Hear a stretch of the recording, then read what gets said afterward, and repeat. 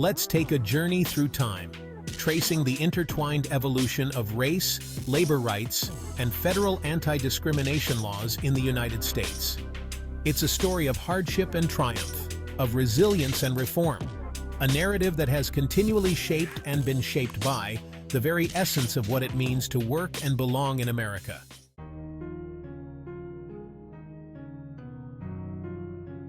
The early foundations.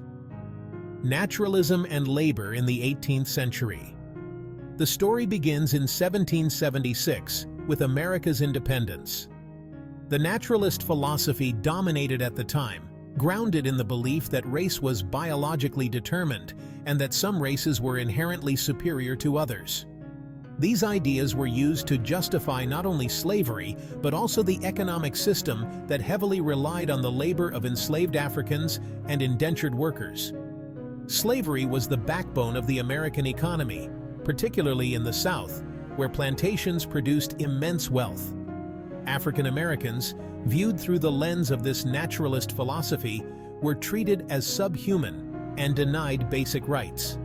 These ideas permeated legal systems, culture, and society, shaping every facet of life. Yet resistance to these dehumanizing philosophies was always present. Free Black communities in the North began to challenge these views, establishing businesses, schools, and mutual aid societies, providing a glimpse of what would later become more organized civil rights movements.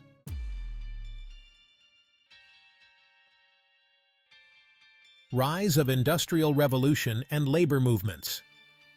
As America moved through the 19th century, the country's economy shifted.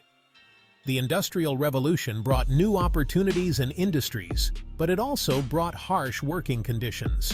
Factories sprung up across the North, employing immigrants, children, and women, working long hours in dangerous environments for low wages.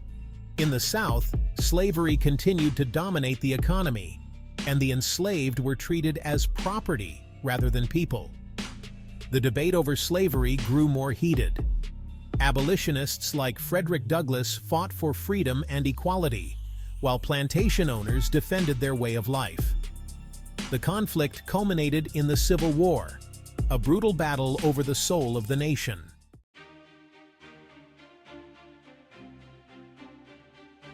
The Civil War and Reconstruction, a nation in conflict. In 1861, war broke out between the North and South.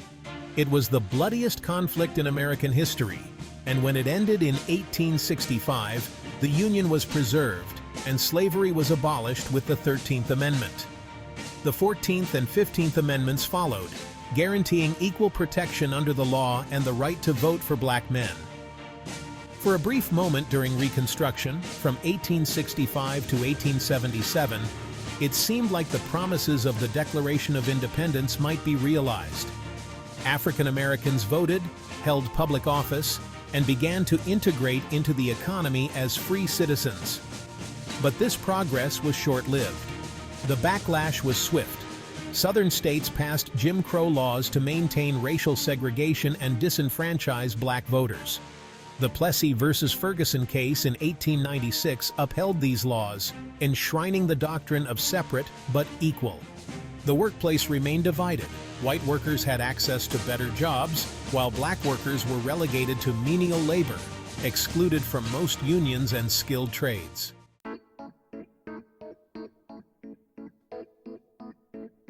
In the early 1900s, millions of African Americans left the South in what became known as the Great Migration.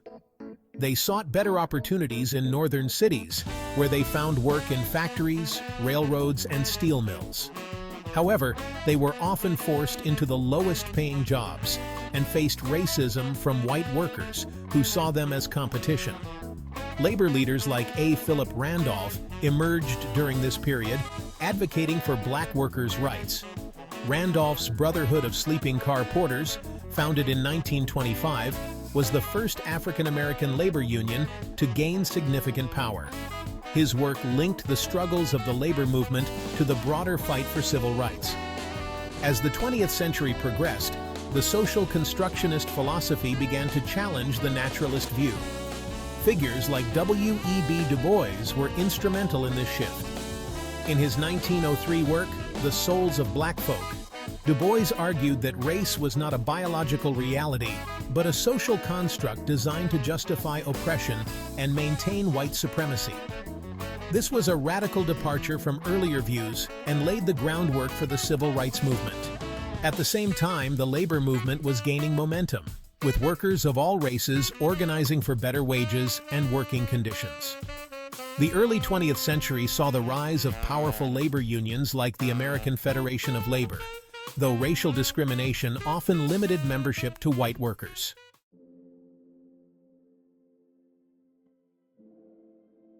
The mid-20th century brought about seismic changes. The civil rights movement of the 1950s and 1960s is known by figures like Ella Baker, Martin Luther King Jr., and Ralph Abernathy, though the SCLC, Southern Christian Leadership Coalition. But the movement was truly a true collaboration of different leaders and organizations. The movement drew heavily on the philosophy of race as social construct used to oppress, resistance through nonviolence, and equal rights and opportunity. The movement's efforts culminated in the Civil Rights Act of 1964, which, among other things, banned employment discrimination on the basis of race, color, religion, sex, or national origin. Title VII, a key component of this law, created the Equal Employment Opportunity Commission, or EEOC, to enforce these protections in the workplace. The EEOC is a federal agency responsible for enforcing federal laws that make it illegal to discriminate against a job applicant or employee based on race, color, religion, sex, including pregnancy, gender identity, and sexual orientation, national origin, age, 40 or older, disability, or genetic information. The Commission investigates complaints of discrimination, mediates disputes, and can file lawsuits on behalf of employees. Through its role, the EEOC ensures that workplaces maintain fairness and equal opportunity, protecting employees from unlawful employment practices.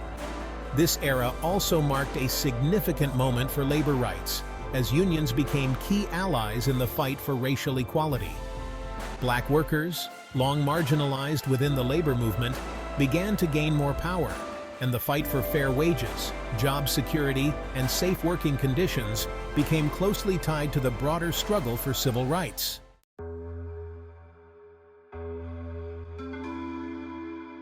In the early 1980s, affirmative action initiatives started to enter the marketplace, beginning with education and corporate training programs. Tension began to rise around college admission policies that used affirmative action to support its racial quotas.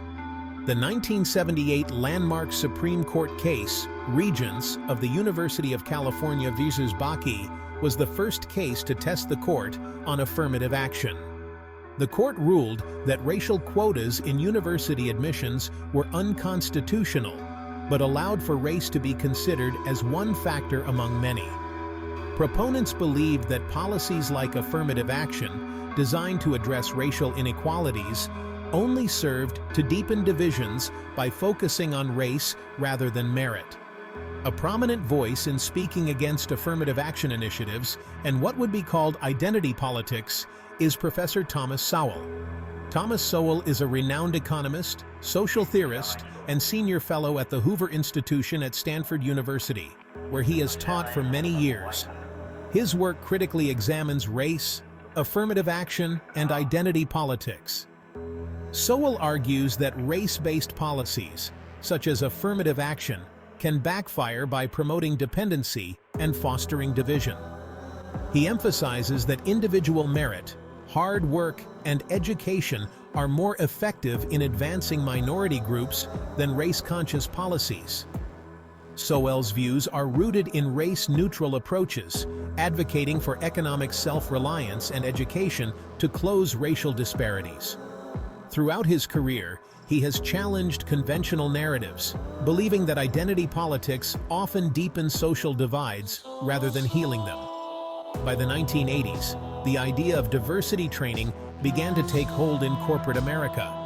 Affirmative action programs were expanded to ensure that historically marginalized groups, including women and people of color, had access to educational and professional opportunities.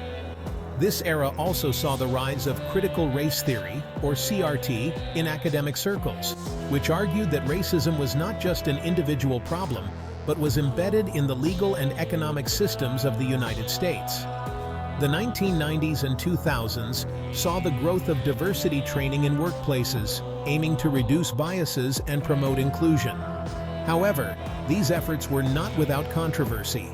Critics of affirmative action argued that it led to reverse discrimination, favoring minorities at the expense of white workers. In 2013, public discourse around race intensified with the rise of movements like Black Lives Matter, which called attention to systemic racism in policing, education, and the workplace. In 2020, the global pandemic and racial protest ignited the DEI, diversity, equity, and inclusion industry. DEI consultants, officers, initiatives, and pledges swept across the nonprofit and corporate world. Social media platforms became a battleground for debates about race, identity, and equity. At the same time, the Supreme Court continued to weigh in on affirmative action and labor rights. In 2023, the court ruled in Students for Fair Admissions versus Harvard, declaring that race-based affirmative action in college admissions was unconstitutional. In this case, the Supreme Court ruled that the use of race in college admissions violated the Equal Protection Clause, signaling a dramatic shift in how race-based policies would be treated moving forward. The decision has sent shockwaves across the marketplace, both in the nonprofit and corporate sector. A wave of lawsuits has been filed against DEI initiatives that used race-based factors that violate federal anti-discrimination law and regulations. Now, many DEI champions and employers are reevaluating their DEI programs to ensure compliance with federal anti-discrimination laws. The workplace is changing.